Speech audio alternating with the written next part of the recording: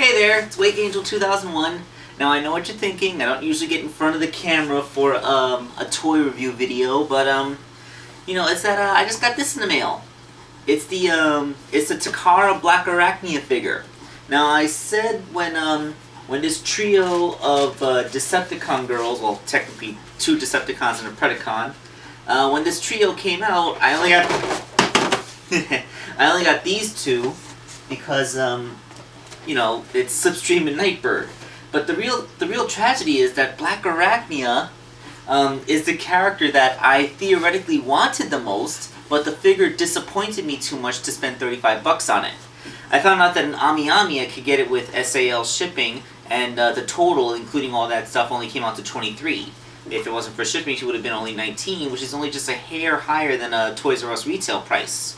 So, you know, finding it at that lower price, at the expense of having to wait several weeks for it, as opposed to only a few days, I actually found it that lower the cost just enough to be considered worth it. So, yeah, Blackarachnia. Now, I am a child of the 90s. I was born in 1985. I have no real major memories of the original G1 cartoon in its original state. I saw plenty of episodes in reruns because it aired in reruns well into the 90s, but you know, to me, the first Transformers cartoon that I actually got into and followed along while it was new was Beast Wars, because it was the 90s and I was already a kid old enough to watch cartoons. You know, like to get seriously invested in the cartoons and follow along with them. And so Blackarachnia, being one of the first real major female villains that I'm aware of, I like how she had her whole redemption arc and all that stuff, and she became Transmetal 2 and was pretty awesome. But yeah, like this figure, this character is the one in the trilogy that that I'm the most nostalgic for. I mean, yes, Slipstream may have been my favorite character overall because I love the animated cartoon so much. And Nightbird may be the oldest character since she's G1, but this is the seat of my nostalgia. So let's get her out of the packaging and make a review of her.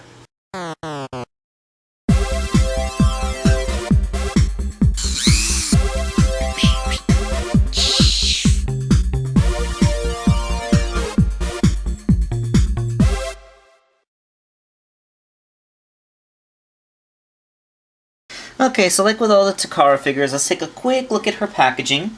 It's a window box featuring her in her spider mode, and you know, the artwork drawn. It's kind of cool how they really got Beast Wars feeling Blackarachnia from the animated Blackarachnia. They remembered that in Beast Wars she didn't have real hands; she had like big claws. And they even put the little grapnel in there, the same way as her little she had like a gun that fired something that looked like an anchor in the original cartoon. It's kind of funny. And of course the extremely noticeable gigantic round jubblies, because well, they weren't very much into subtlety in the 90s, so that's pretty much a characteristic, a very obvious characteristic trait of hers. So it's leave it to Japan to not shy away from a less savory design aspect. Alright, and on the right we see that that drawn artwork of her, pictures of the figure on the back, and then that whole the figure cut in half thing for the flap. Although if you look inside, if you take the flap out, you can actually get a little bit more of her. And look, even on the top. That's cute. Alright, so let's get the toy out of the package. We're not talking about boxes. Alright, so just like with the other 2, I'm first going to take a quick look at that little comic that comes with their instruction sheet. And this one confuses me the most. Alright, so like, I don't know, it starts out with Blackarachnia looking really embarrassed and surprised at something on like a tablet or computer screen, while 2 versions of Megatron and Waspinator like look on with some kind of smug smirk thing going on. And then all 3 of the Decepticon girls are dressed up like secretaries Though Blackarachnia still looks embarrassed. Like, this is like a common thing. She's constantly going to be blushing at this comic. And, I don't know.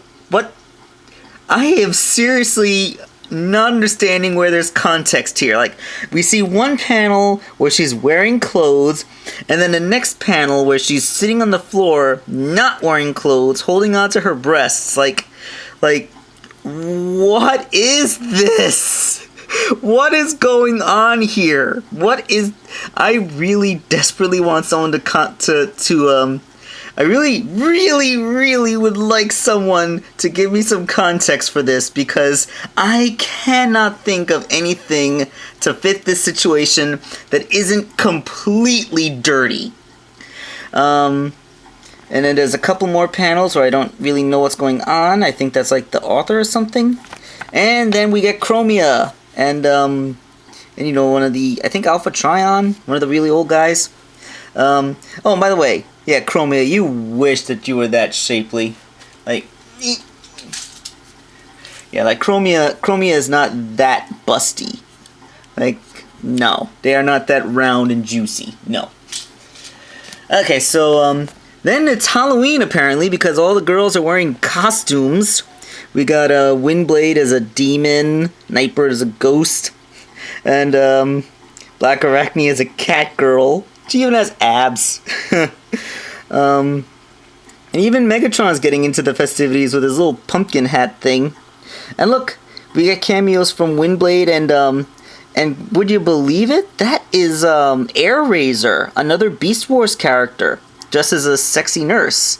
I would really love an Airazor toy because I loved her on the show too. So there we see RC dressed as a maid, and Chromia as a Playboy bunny. Obviously not completely happy with the outfit choice. It's funny how they're actually embarrassed when they put clothes on.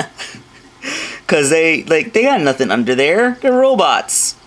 Anyway, they get tied up in extremely perverted ways by Blackarachnia because, I don't know, maybe they were fans of Monster Musume.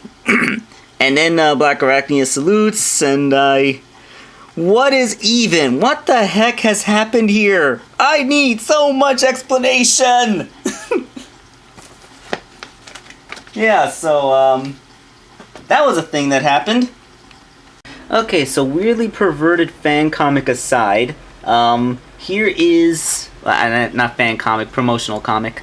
Here is Blackarachnia's Spider Mode. Color-wise, it's pretty darn accurate to the spider from the Beast Wars cartoon. You got the reds, you got the blacks. Zooming in, she has a really cool face with all those little eyes, because Blackarachnia had so many eyes. And really, we see the only flaw is the visible hand, just like with the animated version of the toy. Now, there's the thing. Those palps. They're made out of translucent plastic, and I have no idea why. I'll rant about the translucent plastic later. The only thing that I don't really like about the physical construction is the plastic they use to make her forelegs. They're a little bit too gummy. If I bring out the original animated version of this mold, step aside, Beast Wars Blackarachnia,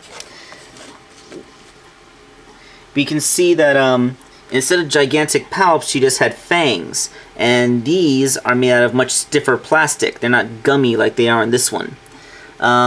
Although, I do have to give credit to the construction.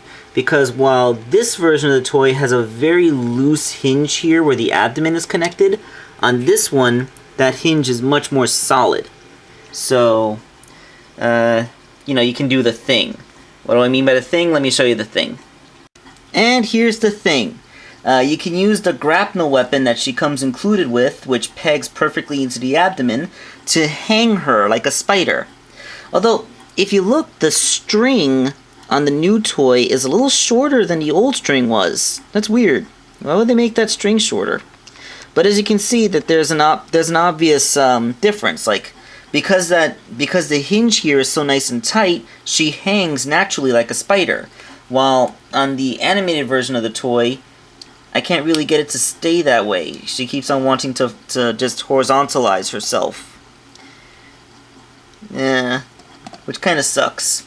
So yeah, remember, the animated Blackarachnia, her color scheme was pretty much an homage to her Transmetal 2 color scheme from the later season of Beast Wars. So we kind of have the same mold being used to make the original season Beast Wars plus the later season Beast Wars. Kind of works out. But yeah, like, the grapnel, it's just this little claw thing. I mean, my animated one is still fine, so I don't think that we're gonna have to worry about this thing breaking. And, it's really fast on the jaw. Strong spring in there. Okay, so we talked about the spider mode as much as we're gonna talk about. Oh wait, yeah, there is one more thing. I can only think of one reason why they chose to make the palps out of translucent plastic. Because, look, they have gold plastic, really nice gold plastic, which they use in the legs. So the only reason why they would use translucent plastic instead of using that gold plastic is,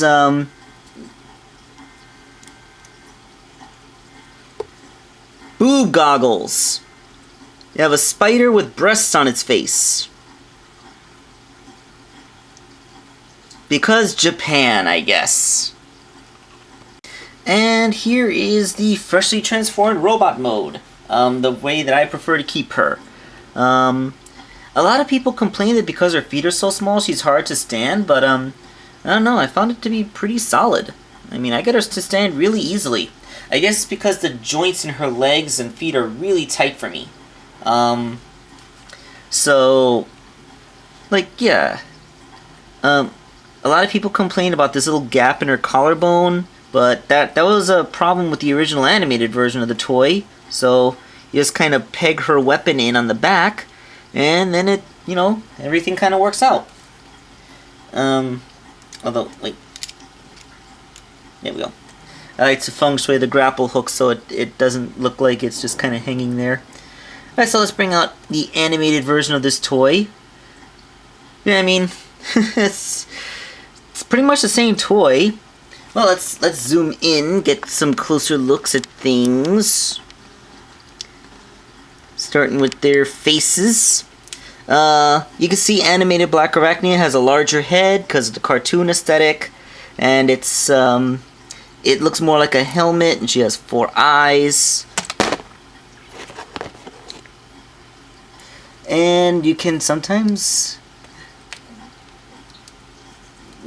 stand. Oh, come on. I was just talking about how easy it was to get your younger sister to stand, and you're going to go ahead and do that to me now? And then we have this version. Like she no longer has spider eye nipples, but I don't know. There's black plastic behind them, so it's not like she has a see-through torso, but I shouldn't be looking at Blackarachnia's chest and thinking of like lemon Jolly Ranchers, you know? Like they made a conscious decision to use translucent plastic here, despite the fact that it would make it look less accurate to the classic show model, which is the whole reason why people would want this toy in the first place. Because this version of Blackarachnia never had an accurate toy in her own time. So we finally get one, like 20 years late, we finally get one, and they blatantly made a design decision to make it look off. Why would you do that? There's no reason to do that! Oh, that pissed me off so much it made me not order her at first.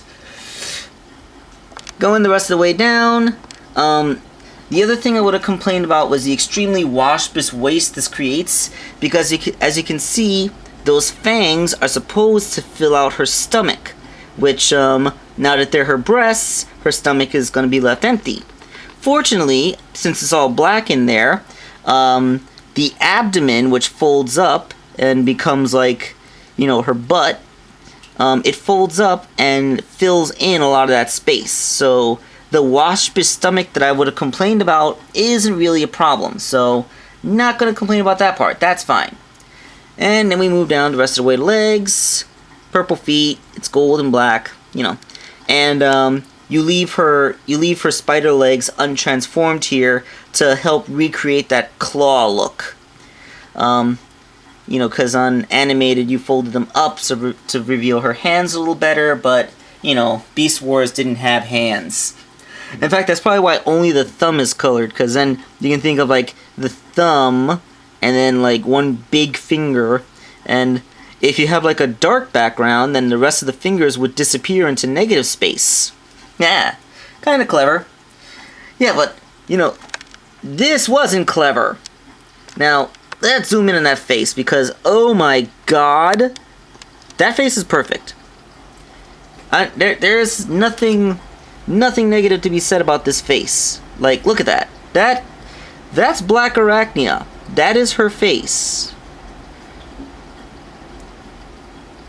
I mean, I guess the decision that her head is casted in translucent plastic and then completely painted over, robbing any light piping that translucent plastic might have had. That's a weird decision. Oh my god, why are you not focusing? You're getting worse and worse. There.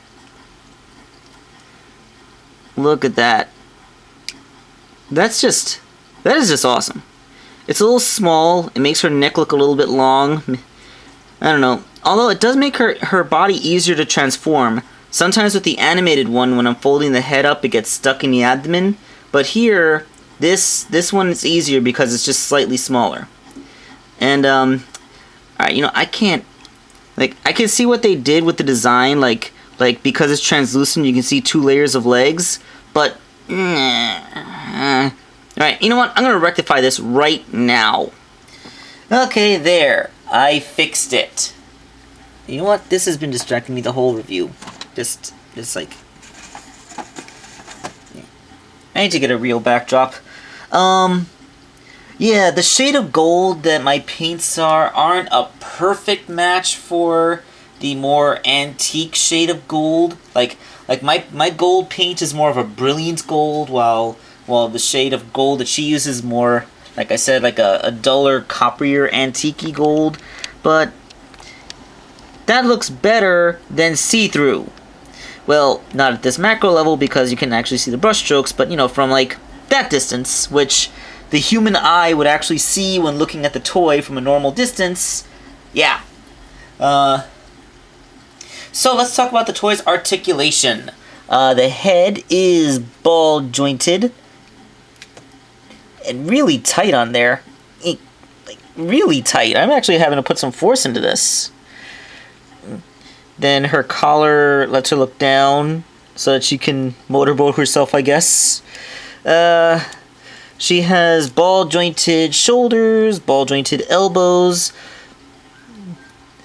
Although, like, since, I guess the fact that you're not really supposed to focus on her hands kind of addresses the whole gorilla arm thing that the original toy had. You know, with, like, not having proper wrist swivels and bending the elbow means the palm is pointing up. Actually, since the fangs are no longer defining her stomach, and like, you can see her little robot abs in there, she actually has an ab crunch articulation that the animated version of the toy didn't have. So that's actually kind of cool. And then she has a waist joint. It's in there. Although, like, when I use it, it kind of like unseats the... When I use her waist joint, it kind of unseats her abdomen, so I don't really use it too much. And she has really good hips. They go everywhere. And a good 90-degree knee. And her foot moves, and you can even take it out here if you need to give her a wider stance. But, you know, I find a stance just fine this way. So, that being said, the Blackarachnia figure is exactly as articulated as Blackarachnia's animated version, with the addition of a joint, an ab joint. And Of course, this is a brand new figure and everything's a little bit tight, so just give me a second. And here is the trio completely together. Now, something funny is that because she's based off of an animated toy, and animated came out at the time when the plastics were cheaper so they could make toys bigger, so she is ironically the tallest of the new trio, despite the fact that within the actual fiction, Blackarachnia was supposed to be approximately human-sized, meaning she should be, like, this tall. But, nope, she gets to be the big girl because she got based off of a really huge mold. And some really observant people may notice I did do a little bit of changes to my slipstream, entirely contained within her head. As you can see, I have, in fact, picked out her lipstick because she had lipstick on the cartoon, and I feel that this looks better on her. Plus, I painted the back of her head so it's not like she doesn't have all that useless light piping, because why would you light pipe a figure when you're just gonna paint over their eyes? Come on, Takara, think. So yeah, Blackarachnia. The Beast Wars color accurate Blackarachnia. Getting multiple figures on a stage sucks. Give me a sec. Okay, so in closing, Blackarachnia was not worth the $35 it would have cost me to import her from Big Bad Toy Store. But she was worth the $23 to import her from AmiAmi. I would recommend getting her from there, since you can get SAL shipping options which cost a lot less. Or the figure itself, not counting shipping, costs about $19.50 or so. Like, there's a little bit of conversion from yen to dollars, so I can't be too accurate, but roughly $19.50. And given how a typical Generations figure in a Toys R Us in New York, it averages around $17.50, that's actually not too bad. So, all in all, she could totally be worth it for some people. If you can get past the translucent tits, or if you can just paint over them like I have, then she's pretty much a perfect representation of Blackarachnia. The only difference between this toy and the show model from the Beast Wars cartoon is that her leg kibble is on her back instead of jutting out of her arms like it did in the cartoon. And, I prefer this. I mean, having all the spider legs coming off her forearms just looked weird. I mean, sure, in the fiction they justified it by making them all guns, but that's the most impractical setup for guns I've ever heard of. Like, no, you just didn't know how to adjust her kibble in the toy, so you stuck them all on her arms. You got lazy. So, this design is less lazy than that. So, I approve. Alright, so this is Wakeangel2K1, and I'm going to sign off now.